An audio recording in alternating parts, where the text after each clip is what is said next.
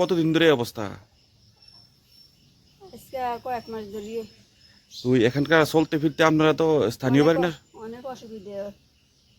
আপনারা জানাইছিলেন নি পঞ্চায়েতে যারা? জানাইছিল পঞ্চায়েতের তারাও জানাইছে। এই কি সামান্য বৃষ্টি হলে এই অবস্থা শুরু হয়? পুরা জল এদিকে ইয়ারি জমে থাকে ড্রেনবদ্ধ।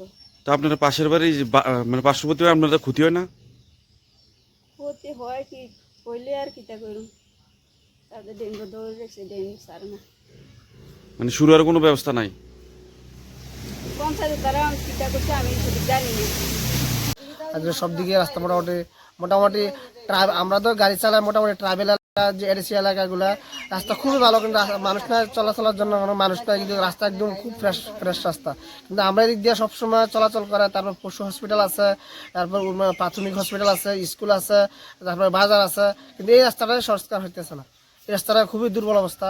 এখানে দেখেন সামনে একদম ড্রেন হয়েছে পুরাই, তো ওই জায়গায় ড্রেন হয়েছে, এই যে জল জমে হয়েছে সামনে, আরো সামনে গেলে দেখবেন আরো অবস্থা খারাপ, একদম নামতে ডাউন।